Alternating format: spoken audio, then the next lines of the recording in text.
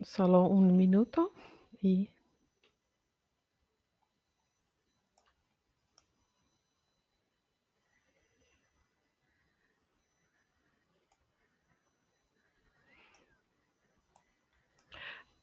bueno, hola, bienvenidos a nuestro webinar.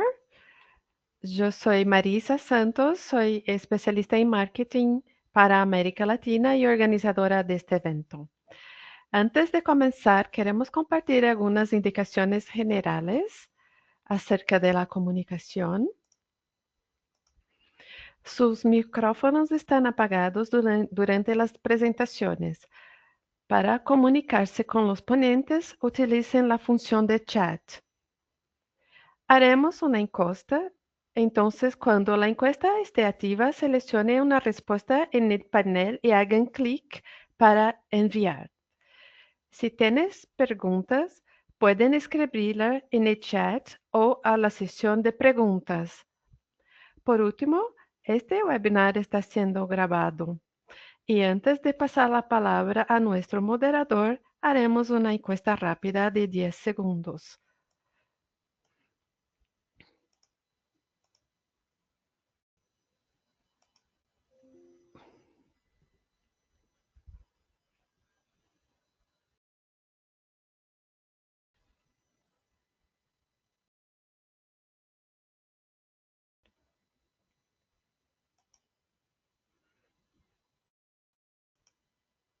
Ahí está. Gracias. Haremos una segunda encuesta.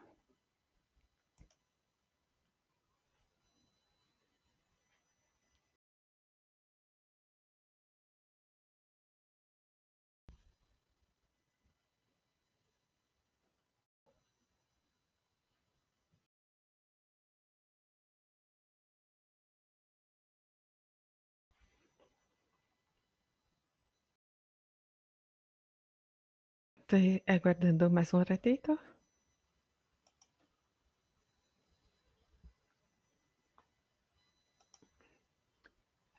Más suma y empezamos.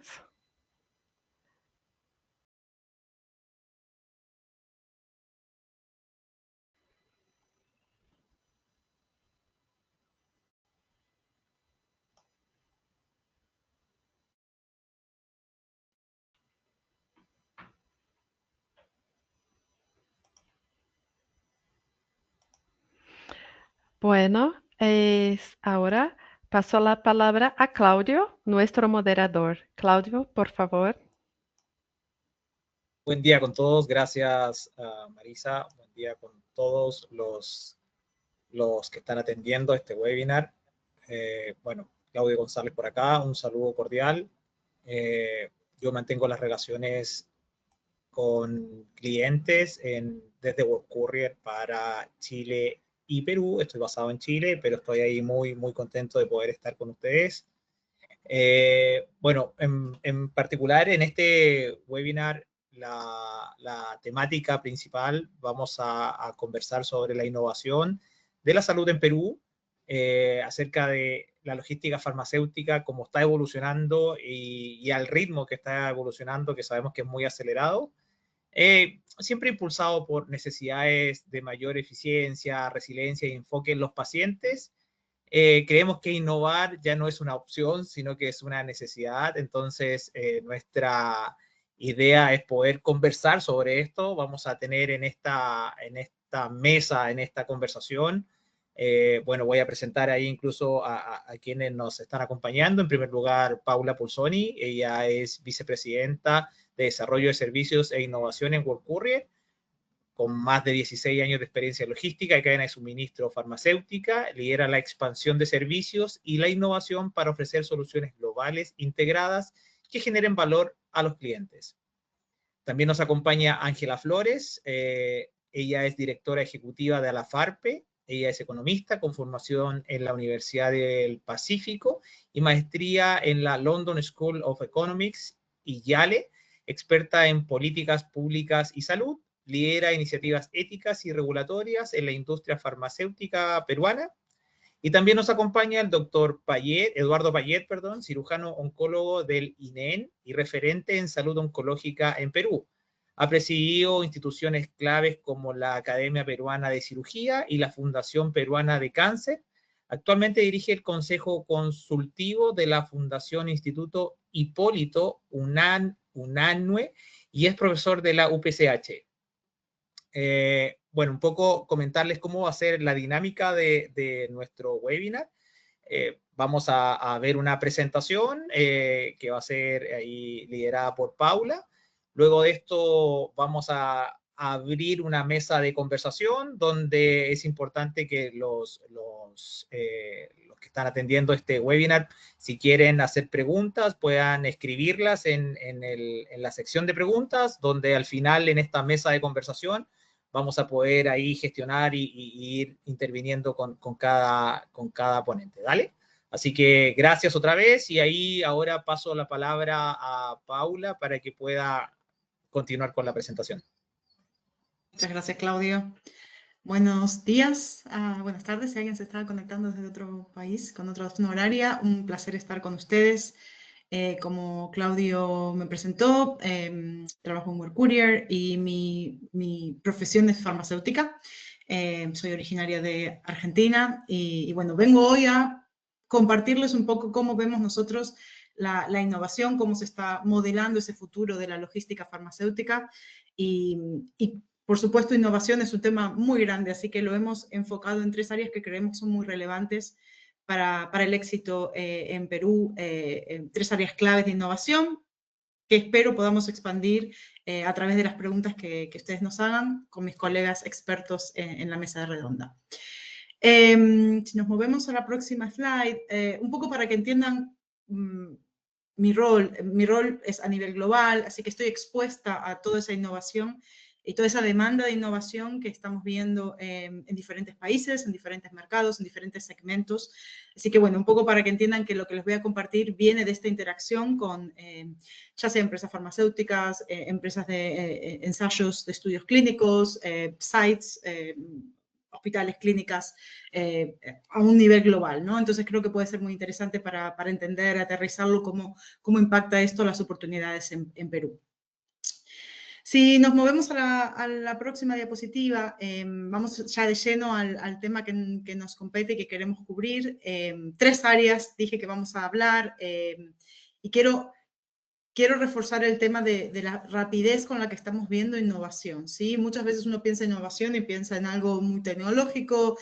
Estamos entendiendo innovación aquí como un cambio en la manera en la que hacemos algo, una inversión para traer una mejora metodológica o tecnológica a un proceso y que se está acelerando, no digo ninguna novedad, entiendo, pero estamos viendo un aceleramiento de esta innovación como nunca antes visto. Nos vamos a enfocar en 3 áreas, el área de digitalización, el área de terapias personalizadas y el área de responsabilidad corporativa, porque creemos que a nivel, cuando estamos preparando el material, creemos que a nivel impacto y a nivel de este aceleramiento que estoy hablando, sin duda son las que lideran el cambio, ¿sí? Entonces voy a ir abriendo como capítulos en cada una de estas áreas y espero que, bueno, que fomenten preguntas. Nos encantaría que tengan preguntas porque así tenemos más riqueza de conversación al final. Vamos a empezar con digitalización. Y en la digitalización tengo solo una diapositiva, que es esta, pero lo que les quiero comentar creo que se resume bien con este camino que tenemos en pantalla, ¿sí? Hemos visto una transición, por supuesto la digitalización está en todos lados, ¿no? Podemos hablar horas, un webinar entero solo de digitalización. Pero en resumen, lo que estamos viendo es un enfoque en mejorar la visibilidad del producto farmacéutico. En principio se veía como muy fuerte para aumentar la resiliencia de esa cadena de suministro, un poco impulsado por la pandemia, ¿sí? Una necesidad de tener más resiliencia en las cadenas de suministro a la hora de disrupciones inesperadas, pero más y más enfocado en estos años en la mejora de la experiencia de pacientes. Algo que empieza con conocer dónde está ese producto farmacéutico en la cadena de suministro en tiempo real, movernos más hacia en qué temperatura está ese producto en tiempo real, porque uno puede, por supuesto, tomar mejores decisiones cuanto antes entienda la posibilidad de una disrupción. Y luego ya vemos un nivel mucho más alto en cuanto a interfaces, orquestación, y podemos hablar del Internet de las cosas, ¿no? Ya no solo una demanda por saber dónde está mi producto farmacéutico en tiempo real, cuál es su temperatura, sino cómo puedo hacer, vamos a ponerlo en contexto de un ensayo clínico, ¿no? ¿Cómo puedo hacer que ese producto que llega a un paciente, y en algunos casos, vamos a hablar en la parte de terapias personalizadas, llega al domicilio de un paciente, ¿cómo puedo yo acelerar el proceso de liberación de ese producto para que el paciente acceda a ese producto con más agilidad? Entonces vemos todo, lo podemos pensar como diferentes capas, ¿no? Donde por ahí 3, 4 años atrás estábamos hablando de, bueno, los monitores, ¿no? Y cómo podemos usar los monitores más inteligentes. Vemos una capa de interfaz y de orquestación ya no dentro de una sola empresa, sino entre las empresas, y con un enfoque bien claro en mejorar ese impacto positivo en paciente. Tenemos, les dejamos un QR porque hay muchas cosas que les puedo contar de este tema, pero creemos que, bueno, un caso de estudio puede ser muy interesante para entender esa dinámica y cómo la tecnología está ayudando a predecir mejor las disrupciones de la cadena de suministro y en base a eso tomar decisiones para mejorar su resultado. Por último, quiero mencionar que hay, por supuesto, cuando ponemos la tecnología, ¿no? El avance de la tecnología, las oportunidades son prácticamente infinitas. Estamos hablando de tener modelos gemelos de cadenas de suministro que predigan cuáles son las alteraciones de esa cadena de suministro y poder tomar decisiones acorde. A nivel de un país, y esto me parece que es muy interesante, es sobre todo cuando hay una intersección, ¿no? con la distribución del país, es muy interesante entender la distribución a casas de paciente y cuánto de esa distribución puede mejorarse con el uso de la tecnología, ¿no? Y es en particular el caso de estudio que les comparto porque es un caso en Brasil y creo que tiene mucha aplicabilidad en otros países de Latinoamérica también. Digitalización, un gran tema, muchísimas cosas que podemos hablar, pero vamos a movernos al segundo, que es terapias avanzadas. Y en terapias avanzadas lo que estamos viendo es, quise compartirles dos ángulos en el que podemos pensar las terapias personalizadas, ¿no? Terapias personalizadas como terapias avanzadas per se, en el cual estamos hablando del desarrollo de una innovación terapéutica sin precedentes. Y en esto estoy englobando terapias génicas, terapias celulares y de vuelta es un tema muy interesante, muy profundo, en el cual podemos estar hablando de, bueno, cómo evoluciona la logística farmacéutica.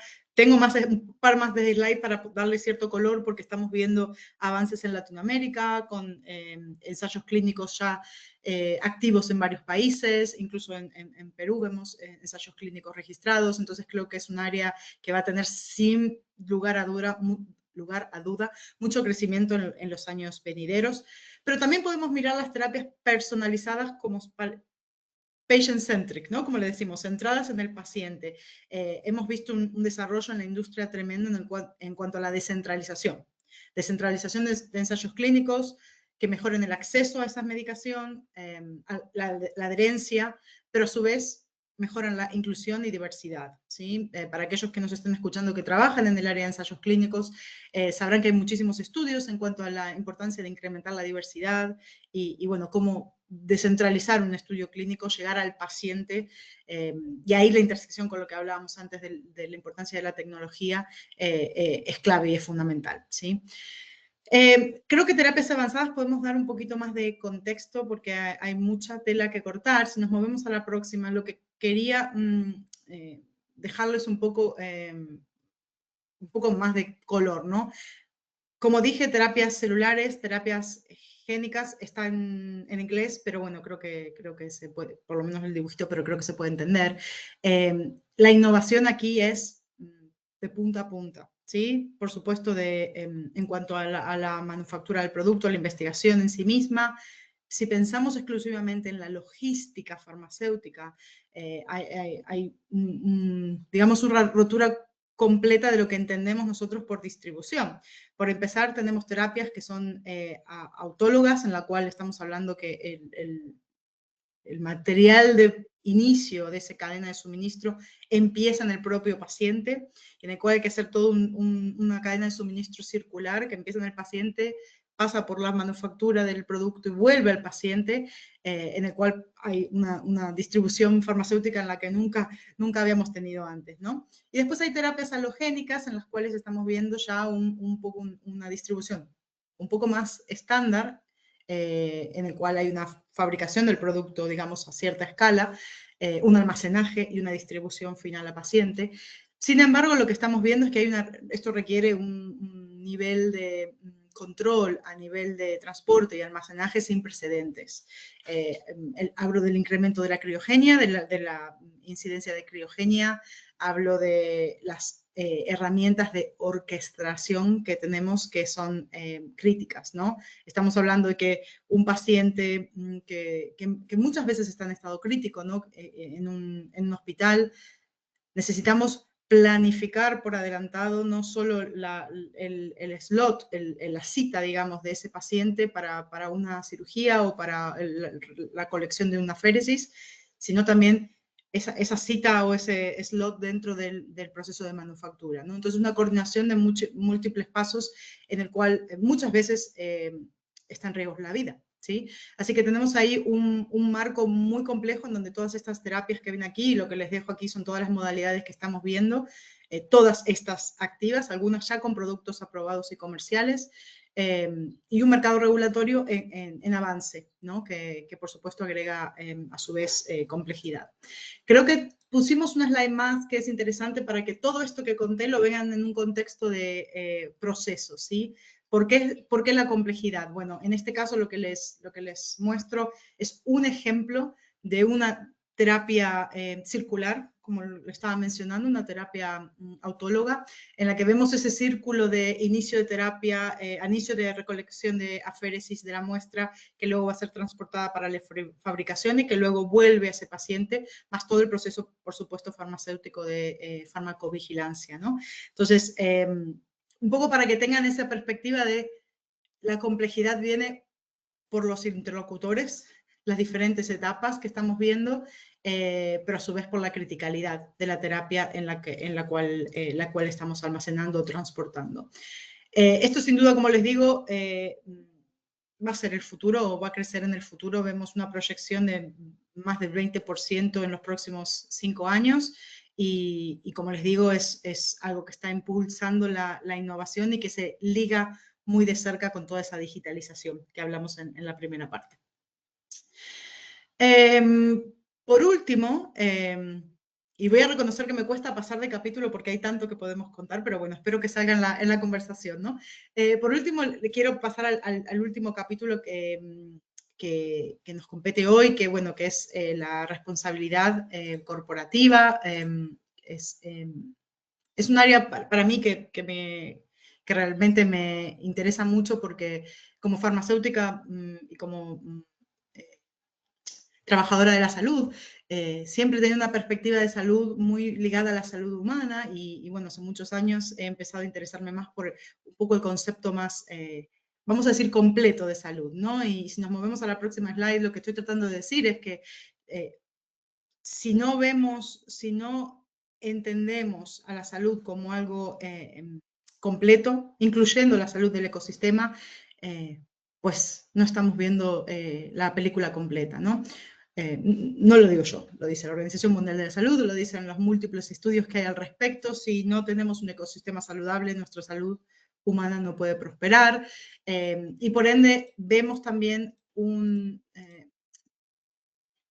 empuje de innovación que viene desde este ángulo, ¿sí? Sé que en la audiencia podemos tener gente que trabaje en la industria farmacéutica, personas que trabajen más en el lado hospitalario, ¿no? En el lado de servicios de salud. En todos los ámbitos lo que estamos viendo es un empuje muy grande a innovar para asegurarnos que no solo tenemos ese impacto positivo al paciente, sino también un impacto positivo al planeta, ¿sí? Al ecosistema. Si nos movemos a la próxima slide, podemos ver un trabajo que hicimos con Global Data.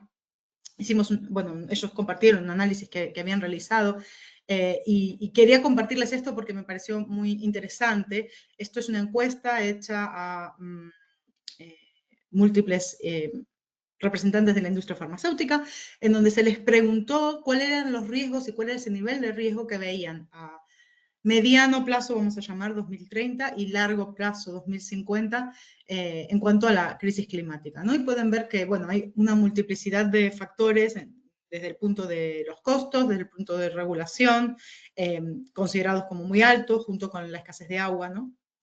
Pero también hay otros procesos un poco más ligados a, bueno, a la fabricación del producto y por supuesto a los eventos climáticos extremos, ¿sí?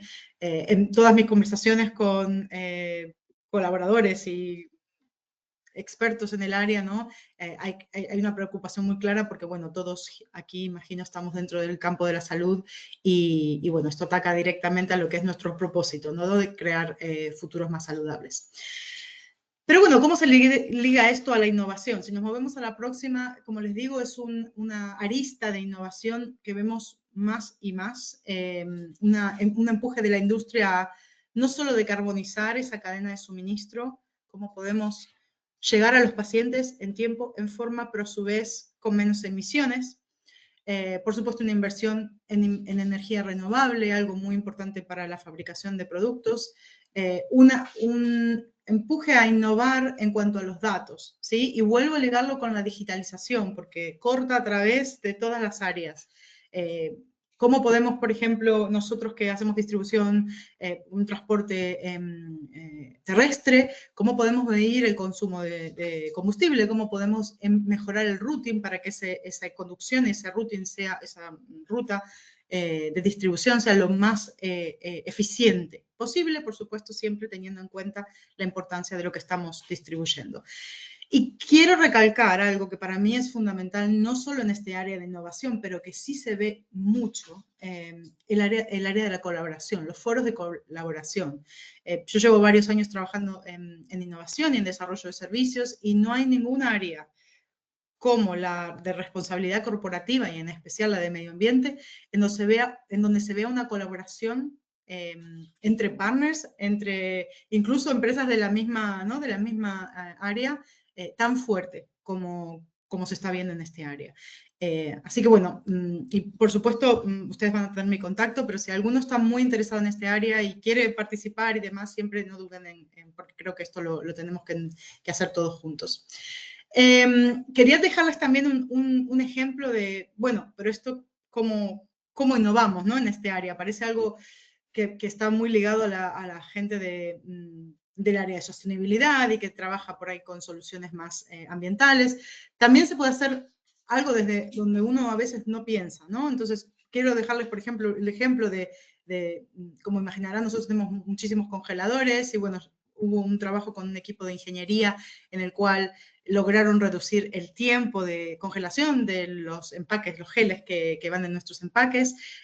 Bueno, esto por supuesto tiene eficiencia, innovación, los empaques circulan más rápido, podemos usarlos muchas más veces, pero tuvo un impacto muy positivo en el consumo, ¿no? Entonces, a veces una innovación, creo que una innovación que nace como cómo puedo utilizar mi empaque más rápido, al final tiene un impacto positivo en el área de medio ambiente. Y creo que de todos, ese sería un poco mi desafío, ¿no? Cómo podemos enganchar el medio ambiente a cualquier decisión que estemos tomando y a cualquier discusión a todos los niveles, incluso en un hospital, ¿no? Cómo podemos hacer para que nuestros suministros sean más respetuosos con el medio ambiente. Hablamos de digitalización, hablamos de la importancia del patient-centric o de las terapias descentralizadas y hablamos de la perspectiva medioambiental. Para mí, para cerrar y movernos a la mesa redonda, quisiera dejar un poco una contribución de lo que yo veo que son las claves para triunfar, ¿no? Como les digo, estamos expuestos a un montón de demanda de innovación.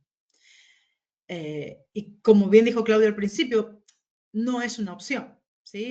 Muchas veces, si no innovamos, la otra opción es no hacer nada, no es una opción viable. Y no es una opción viable por diferentes razones. Puede ser por riesgo, puede ser por costo, puede ser por efectividad, ¿sí?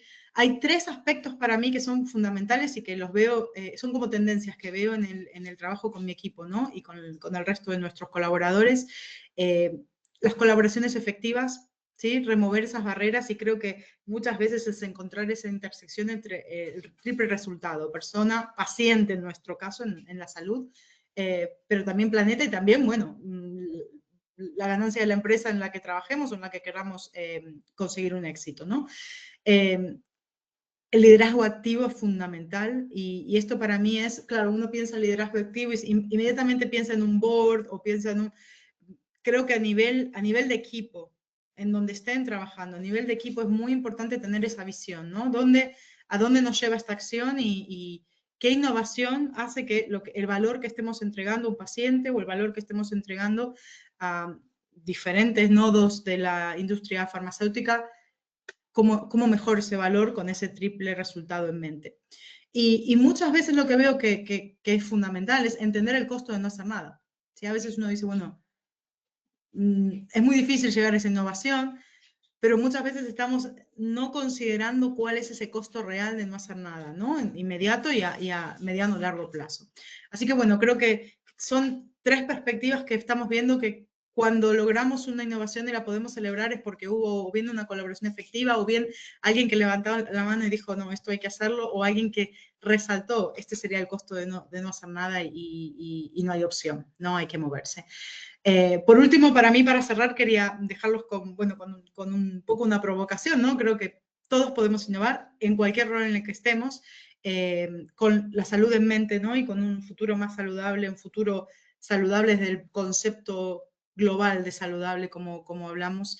Quiero que, si algo, después de este webinar, se sienten, ¿no? Y mediten un poco cuál es esa próxima innovación al nivel que estén entregando valor.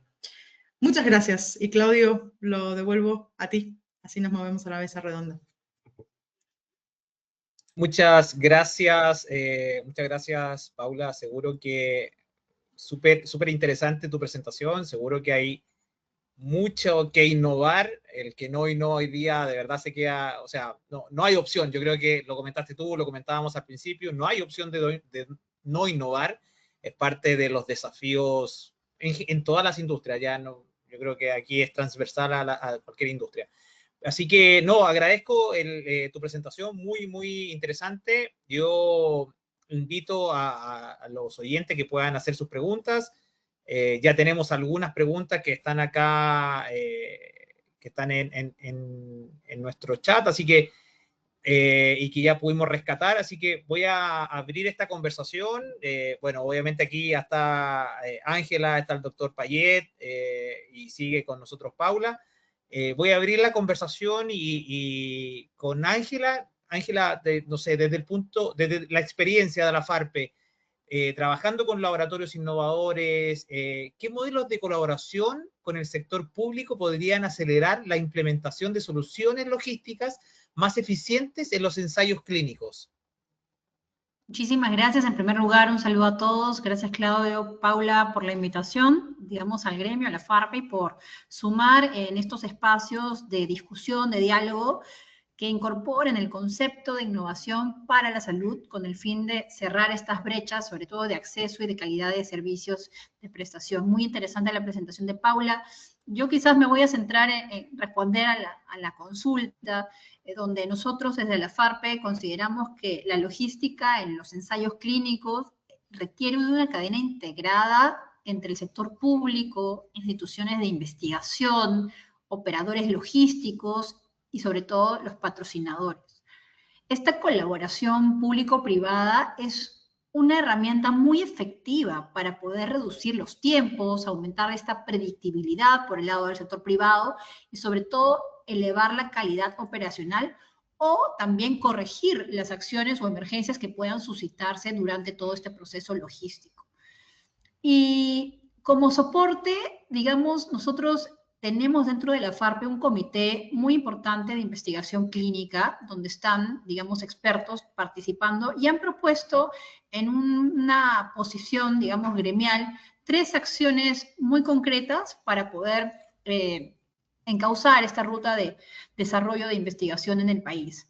La primera es desarrollar mesas técnicas permanentes para la investigación clínica. Parte de este diálogo es, digamos, un proceso de seguir hablando sobre el tema, pero sí crear un espacio continuo entre autoridades, INS, DIGEMIT, operadores logísticos, laboratorios farmacéuticos, que permitan identificar aquellos cuellos de botella, estandarizar criterios y generar soluciones anticipadas para que los tiempos de aprobación sean más competitivos a nivel regional. Los tiempos de aprobación me refiero a la aprobación de los ensayos clínicos, que en nuestro país llegaron a demorarse 500 días, han ido reduciéndose, pero no llegamos sobre todo a una meta menor a 100 días, ¿no? Sobre todo y competimos con otros países de la región. El segundo gran tema es desarrollar protocolos logísticos más armonizados y sobre todo más digitalizados. Aquí la digitalización de documentos fuente o el monitoreo remoto y la trazabilidad electrónica son muy importantes para poder manejar los materiales, las muestras y los dispositivos que se necesitan para poder justamente realizar los ensayos clínicos. También se ha propuesto dentro de este gran componente de protocolo logístico armonizado el uso de una ventanilla única logística para evitar procesos duplicados entre instituciones del Estado, que ya se han identificado dentro de todas estas discusiones. Adicionalmente, implementar guías claras para que los ensayos clínicos puedan, obviamente, ser descentralizados, donde la logística juega un rol fundamental. La entrega, como decía Paula, en el hogar, los dispositivos digitales, el transporte biológico especializado. Esto, digamos, dentro del ámbito de protocolo. Y en tercer lugar, el tercer gran tema es desarrollar convenios pilotos entre hospitales públicos y operadores logísticos. Hemos también recibido interacciones desde los hospitales que normalmente no estaban, digamos, haciendo investigación clínica, pero ahora sí quisieran estar, pero necesitan, obviamente, mayor información, mayor involucramiento normativo y mayor aclaración de la interpretación normativa de las normas vigentes. Y aquí se podrían desarrollar pilotos como hospital logístico, donde las instituciones públicas adopten modelos de gestión apoyados por operadores especializados, permitiendo ¿qué cosa? La reducción de mermas, por ejemplo, o el cumplimiento estricto de la cadena de frío, la trazabilidad de los medicamentos e insumos, procesos más rápidos para la importación y exportación de muestras. En segundo lugar, dentro del marco de un potencial convenio piloto, se podría iniciar con los hospitales INE, pero acá el experto es el doctor Payet claramente, o con el Instituto Nacional de Niños de San Borja, donde ya hay mayor experiencia con estudios y con investigación. Un cuarto tema es que se ha propuesto, no solamente a nivel farmacéutico, sino a nivel de todo el sector privado en salud, es la capacidad que tiene el país de desarrollar asociaciones público-privadas o alianzas para generar infraestructura. Nuestro país requiere de una infraestructura cada vez más moderna, de un mejoramiento de la calidad de la infraestructura ya existente, pero para el almacenamiento, transporte especializado y desarrollo de centros de excelencia. Tenemos el potencial de desarrollar alianzas público-privadas que puedan habilitar inversiones sin cargar todo el costo al Estado y poder tener este costo compartido con una garantía de mantenimiento sostenido en el mediano y largo plazo.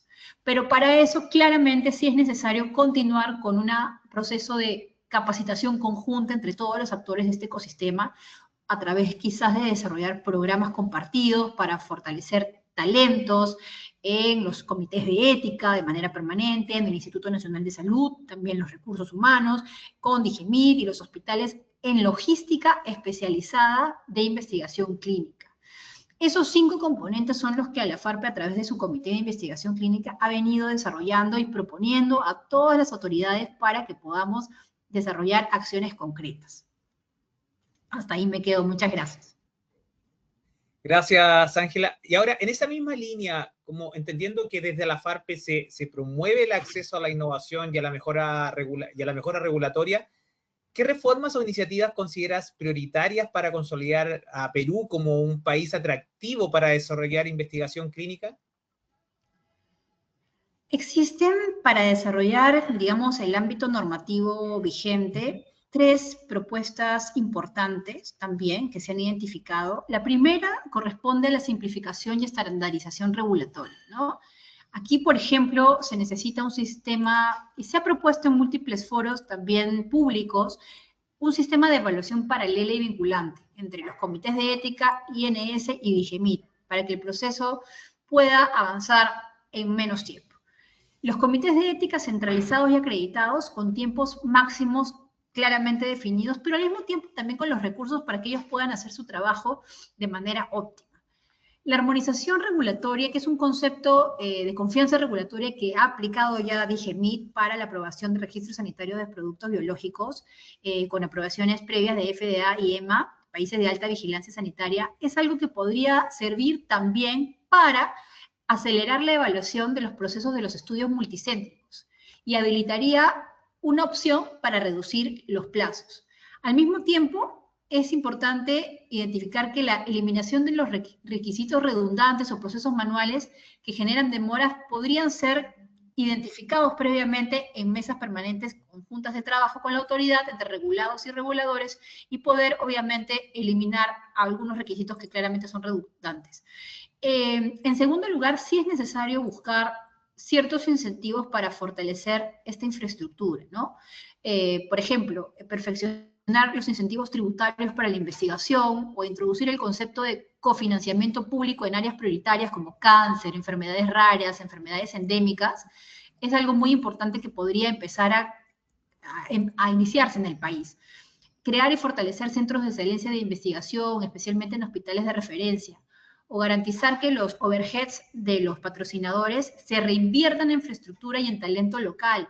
El Perú podría llegar a pierde 60 millones de dólares anuales por no tener el número de ensayos clínicos óptimo en el país. Y estos 60 millones de dólares anuales podrían entrar, digamos, a ayudar a la infraestructura local y a desarrollar capacidad local y no perder, digamos, talento médico, investigador en nuestro país.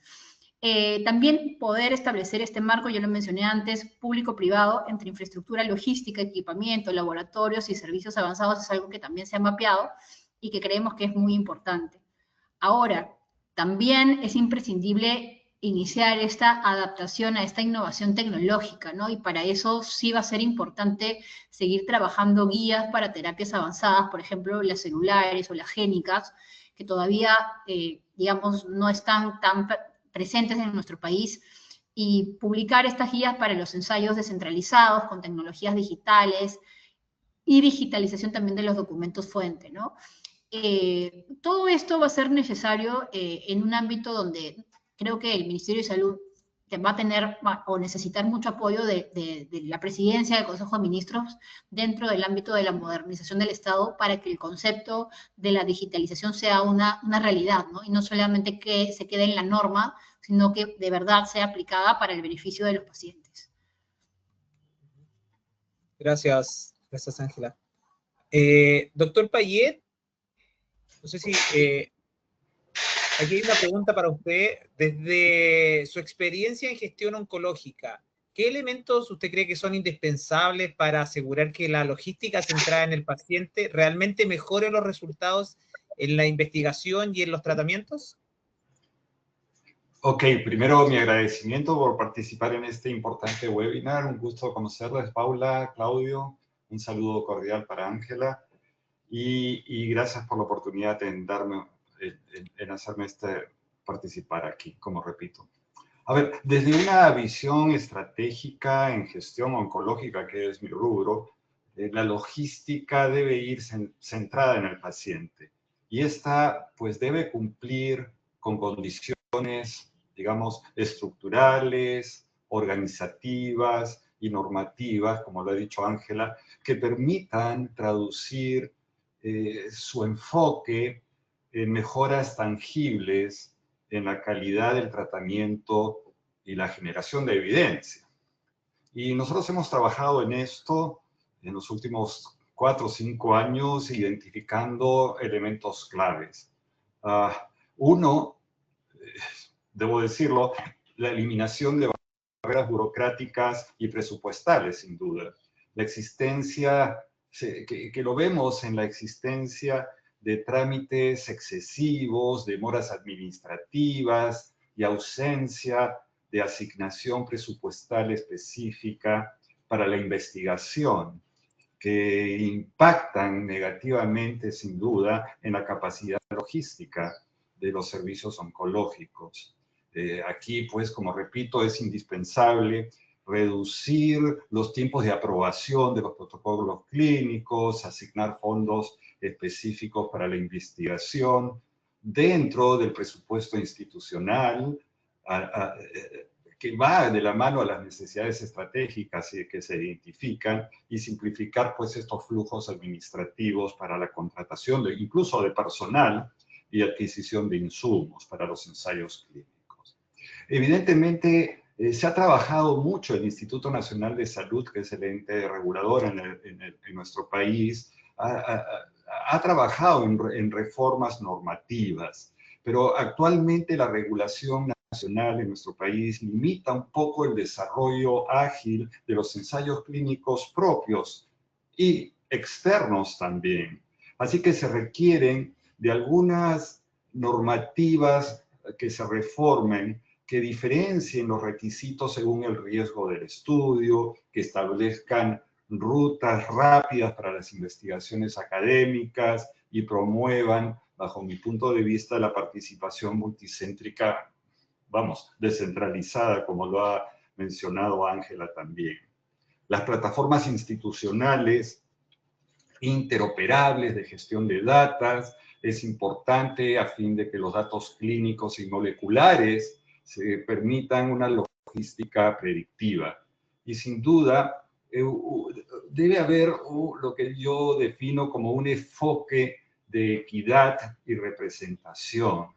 La logística que utilicemos en esta lógica debe diseñarse con un objeto para facilitar la inclusión de pacientes de todas las regiones de nuestro país, muy accidentado, por cierto, garantizando, pues, que la accesibilidad física, la lingüística y el concepto cultural entre las regiones de nuestro país, lo que también mejoraría la validez externa de los resultados de investigación.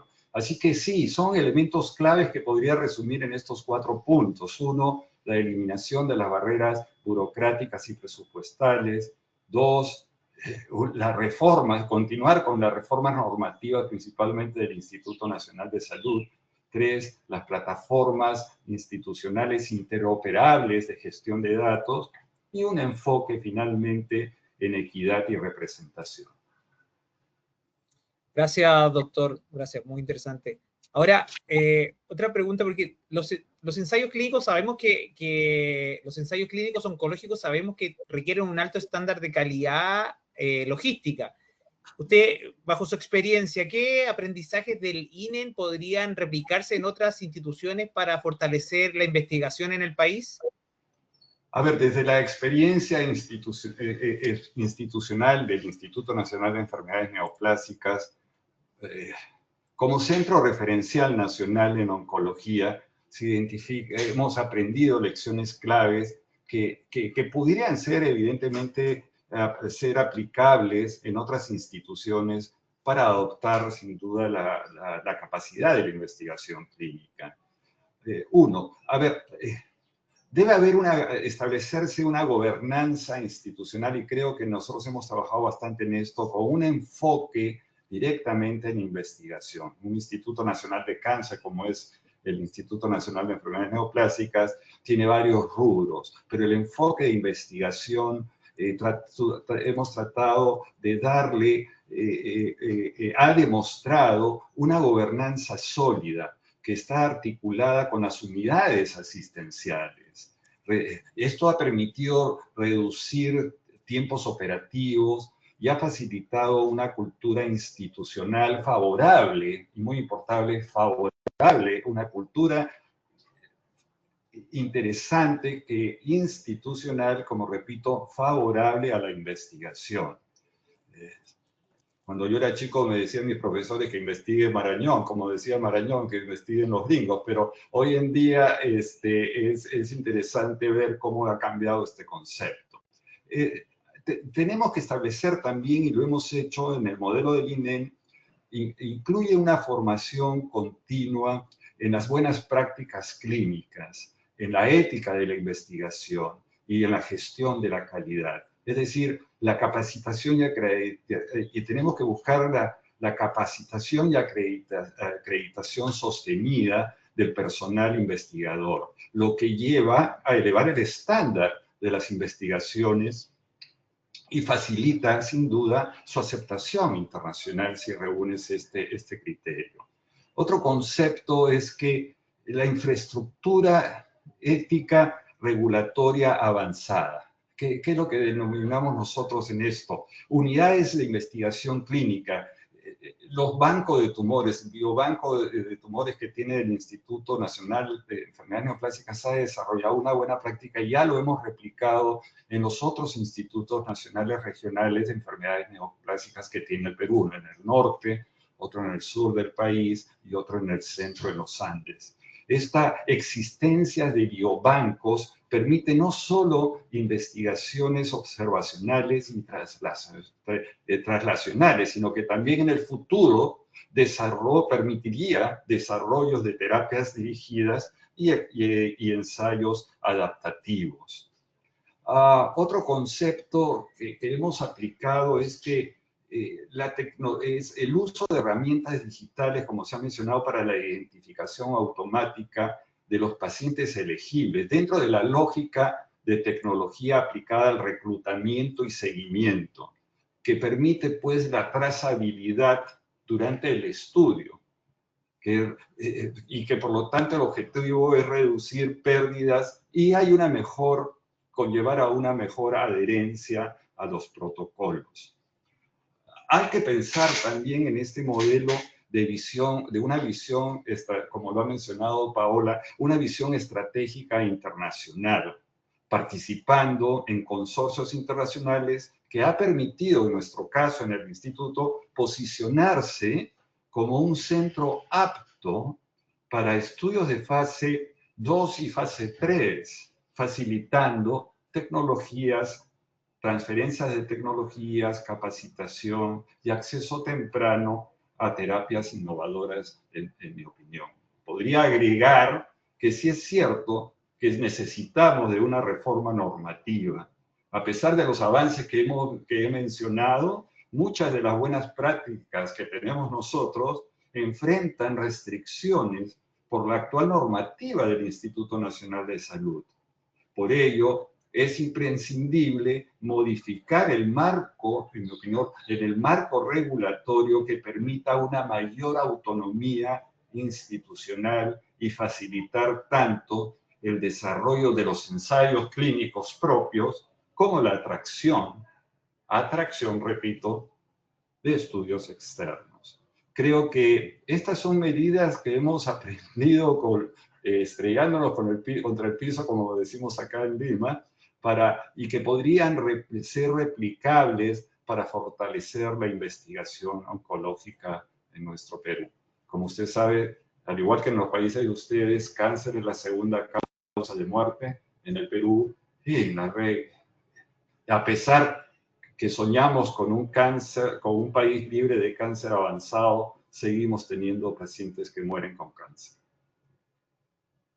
Lamentablemente, sí. Gracias, doctor, por su comentario. Ahora, tenemos una pregunta de Luis Lenz. Claro, comenta que es muy interesante estas innovaciones, pero como se dice ya tratando de pisando tierra, dice, ¿qué estrategias se utilizan para salvar las trabas burocráticas en el transporte de medicamentos y material biológico entre países? Ahí, Paula, no sé si tú nos puedes comentar algo sobre eso. Sí, por supuesto. A ver, creo que es importante, hablamos mucho de la regulación, ¿no? Hablamos mucho de la normativa y aquí tenemos dos aspectos de la normativa. Primero la normativa en país de origen y destino per se, pero luego la normativa de transporte internacional, ¿no? Y creo que, bueno, algo a lo que yo hice alusión, ¿no? Cuando me refería al liderazgo activo, tiene muchas aristas que explorar. En nuestro caso, porque hacemos transporte internacional regularmente y tenemos presencia en muchos países, digamos que de alguna manera tenemos esa facilidad de tener en cada país donde operamos relaciones establecidas, ¿no? con diferentes partners que nos permiten entender el cambio de la normativa a tiempo para poder planificar con seguridad y con resiliencia, ¿no? Pero esto va sin, por supuesto, quitar ningún peso a la complejidad que estamos viendo, ¿no? Yo hacía alusión a las terapias avanzadas y claro, muchas veces tenemos que llegar con terapias avanzadas a un país en el que no hemos llegado nunca y la regulación, como el doctor mencionaba, ¿no? Quizás no es clara y no es transparente a la hora de cómo este producto se cuadra dentro de las clasificaciones que podemos tener en la normativa, ¿no? Pero bueno, vuelvo al liderazgo activo en el sentido de muchas veces somos pioneros, ¿no? Y sé que parte de lo que el doctor estaba contando tiene que ver con eso, ¿no? Ser pionero significa ser un líder activo y significa romper barreras de una manera, digamos, legal, por supuesto, pero también robusta, ¿no? Cómo nosotros nos sentamos con esos reguladores, planteamos el problema. En muchos casos es realmente un trabajo de colaboración en entender cuál es el gap, cuál es la brecha que tenemos entre lo que queremos hacer y lo que la regulación dicta y aplicar permisos. Por supuesto, no está libre de burocracia, ¿no? Muchas veces enfrentamos en que la terapia necesita moverse en un tiempo en el cual la regulación, la normativa no está lista.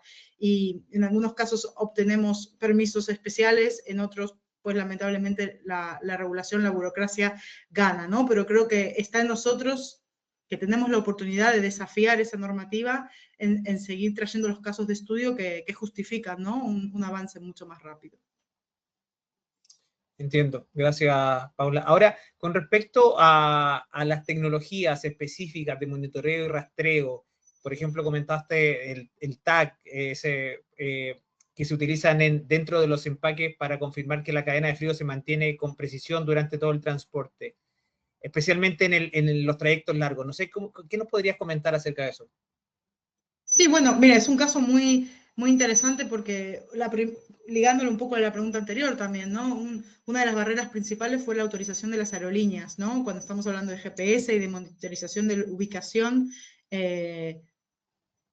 los devices que nosotros utilizamos en un principio no estaban aprobados por todas las aerolíneas. O sea, que hubo que hacer un trabajo un poco como ejemplo de lo que acabo de decir, ¿no? De sentarse y de entender cuál es la normativa, cuál es el riesgo, análisis de riesgo, gestión junto, no por nuestra parte solo, pero también en colaboración con el proveedor de los devices.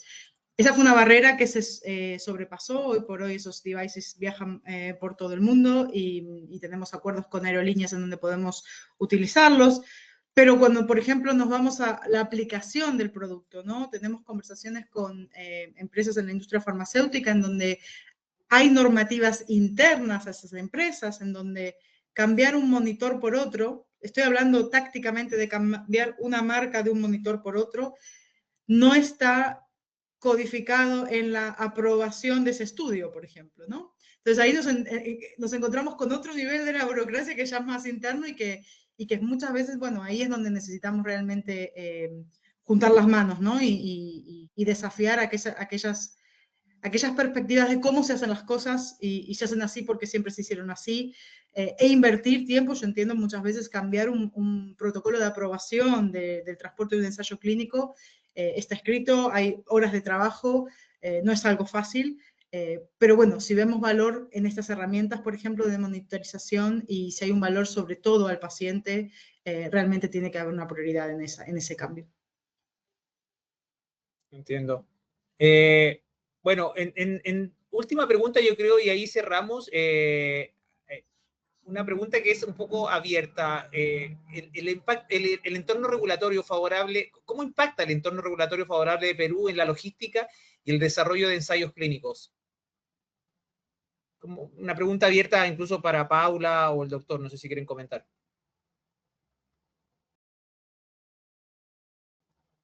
Bueno, yo le diría, ¿cómo nos ves, Paula, nosotros?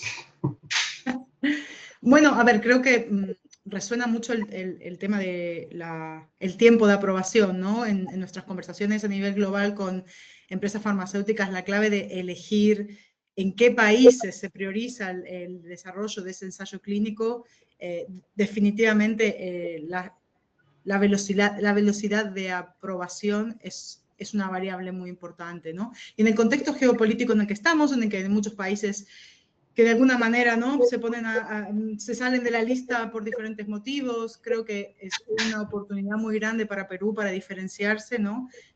Seguir trabajando para acelerar esa aprobación. Pero de una manera en la cual creo que tenemos en Latinoamérica ejemplos, ¿no? La regulación de Brasil, relativamente reciente. Creo que hay ejemplos de cómo se puede hacer y cómo se puede acelerar, sobre todo también por el acceso a los pacientes de Perú, ¿no?, a estas terapias que muchas veces son la única opción. Sí, sin duda, claro, yo cuando hablo de esto, insisto mucho en que sí, todos seguimos trabajando en esto, pero no olvidarnos de insistir en el diagnóstico oportuno. Si ustedes analizan el perfil de los pacientes con cáncer que tiene nuestro país, probablemente en muchos países de Latinoamérica también, tenemos un doble patrón. Tenemos aquellos casos relacionados a la transición demográfica, cáncer de mama, cáncer de colon, pero también tenemos un grueso de pacientes que no obedecen a la transición epidemiológica y que están asociados a agentes infecciosos. Cáncer de cuello uterino a la cabeza, de estómago, Helicobacter pylori, papilomavirus humano, ya lo mencioné, en cuello uterino, hepatitis B, cáncer, hepatocarcinoma, está increíble el número de casos que tenemos en la región andina de nuestro país. Es decir, y que por lo tanto, vamos, podrían ser estos prevenidos, así que prevenibles. Entonces, dentro de este patrón, aunque me estoy saliendo, perdona Claudio, del tema, No, tranquilo. Insistir, por favor, en nuestros países en la atención primaria de la salud, ¿no? Insistir en el diagnóstico, en la sospecha clínica de la enfermedad y el diagnóstico oportuno y la pronta referencia a los niveles de atención de alta complejidad. Gracias, doctor. Bueno, y yo creo que ya en honor al tiempo y también a todos los que participaron y a los exponentes también, yo agradecemos el espacio, agradecemos el tiempo, agradecemos a Paula, al doctor Payet, a Ángela que tuvo que desconectarse por un momento. Agradecemos la participación y la contribución, de verdad que es un tema que creemos que aporta mucho conocimiento y va generando muchas oportunidades valiosas para en todo ámbito en Perú. Así que, nada, estamos compartiendo ahí los contactos de LinkedIn de los ponentes, de los exponentes, así que cualquier consulta, por favor, el webinar está grabado y se enviará en los próximos días. Así que agradecemos a todos y de verdad quedamos a disposición. Y bueno, gracias Paula, gracias Ángela también, que sé que se desconectó, y gracias doctor por haber estado con nosotros. Y creo que es un tema muy, muy interesante que vamos a seguir discutiendo e innovando. Vamos a estar en esa vía. Así que gracias a todos. A seguir innovando por la salud, exactamente. Seguro que sí. Muchas gracias. Gracias a todos. Que estén muy bien. Adiós. Es igual.